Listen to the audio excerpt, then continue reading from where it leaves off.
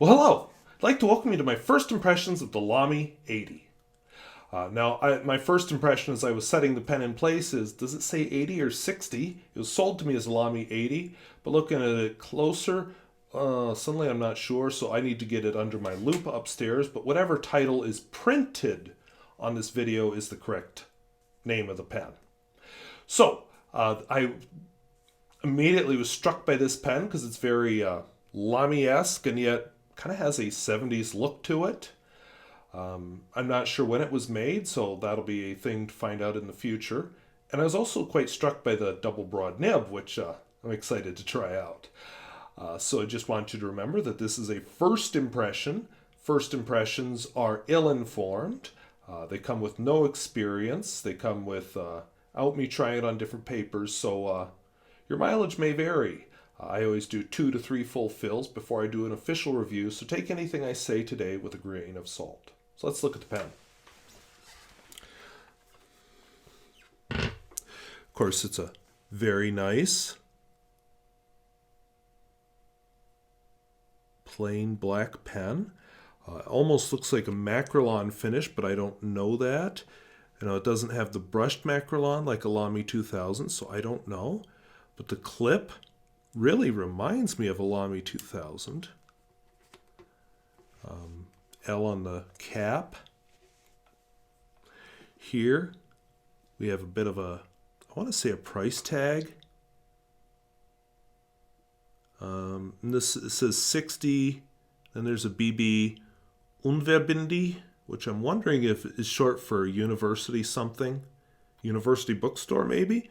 And that's 64 comma dash dash, which could be a price because in Germany they don't use decimal points, they use commas.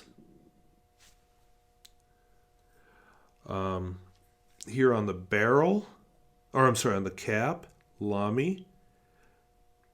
I still can't tell, but on the preview screen there, that kind of looks like an 80.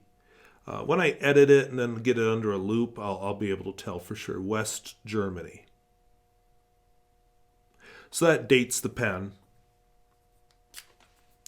Slip cap. Kind of a small ink window, but whatever. Look at that nib, though.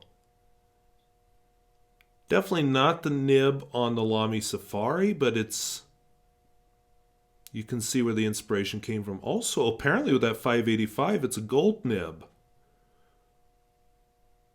So that is interesting and totally not expected. The business end of the nib, definitely a double broad. So what is this pen? Piston filler, smoothly operating, which I knew it would be. It's no secret when I do a first impression of a pen, I usually just dive right in. When it's a vintage pen, I clean it out first with water and with pen cleaner because you never know what ink or other nasty surprises are in the pen. This one I have the feeling was never actually sold in a store, which I don't know why. So I will be curious to do the research on this pen. I'm going to ink it up, I think, with Iroshizuku Shinkai, which must be a blue color. So I'll try to bring you into the experience as much as possible, but it is a small bottle.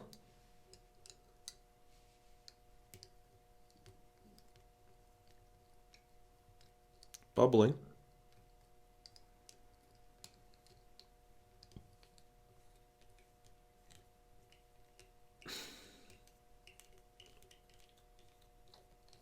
More bubbling.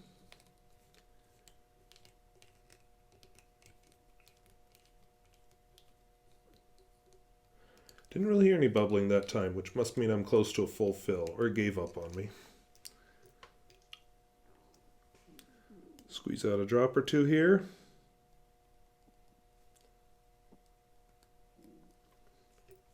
Wipe off the nib off sight. So feeling pretty comfortable in the hand, just like this.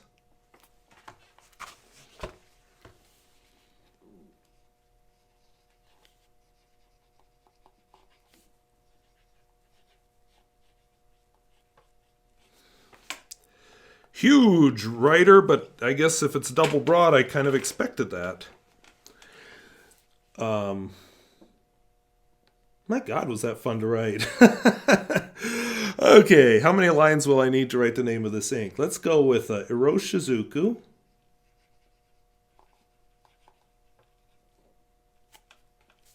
Okay, starting a new line for the rest of the name. Shinkai. I think the next time I get a notebook for this, it's going to have no lines, but this one was donated to me, so I'm not going to complain. As far as flex, who cares? Look at that line variation and so on, but we got to run it. So it does have a little bit of a soft feel to it, a little bit of give, but I'm not going to try and make it give too much.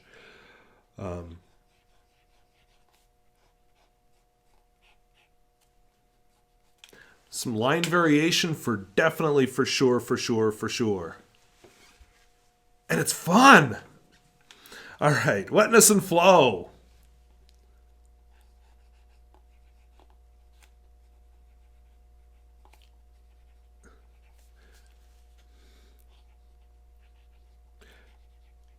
Ladies and gentlemen, we've met a record. I've never had to start a new line to actually do the wetness and flow test.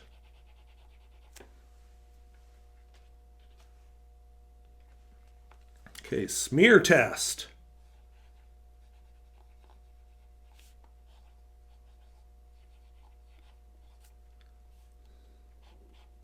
What do you think?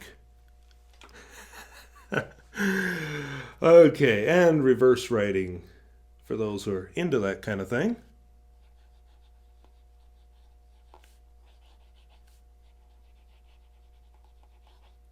Once again, gotta do it on a new line. Ooh. Sort of a... wants to be everything. Medium. Not scratchy though, very smooth. Pleasing. I am very curious now to look up the history of this pen and learn more about it. I mean, what the heck was the market for it and what happened to it? Okay, and then I always want to do the Peer Gustafson test, which just tests how it does with continuous writing. Oh yeah, no trouble at all keeping up. Biggest trouble it has is it does need to be on the paper, and I have trouble keeping it perfectly on the paper, but that's a me problem, not a pen problem. Okay, I think you can tell that I am very pleased by that experience. Just got done batch filming 5 different first impressions, and I thought by this time I'd just be like, oh God, got to do another one. But no, I am reinvigorated by this pen. So yeah, that was exciting. Woo! One more test I always want to do. Lamy 2000 passes this, so does this. Ah, yeah! Passes it with flying colors. It fits in my shirt pocket. I am just really, really happy with this pen. Of course, when you hear me rave about a pen or complain about a pen during a first impression, just remember that's exactly what this is, a first impression. I don't have an educated opinion on this pen yet. I don't have an education on anything about the pen. I don't have any experience with the pen. I haven't tried out in a variety of writing conditions yet. So, first impressions may change. That's why I always, before I do an official review, I always go through at least 2 to 3 full fills of ink. But, judging by how big the writing is on this pen, I have the feeling the 2 to 3 full fills will go very quickly. So we'll see. I may have to do like 4 or 5 full fills just to get a comparable experience.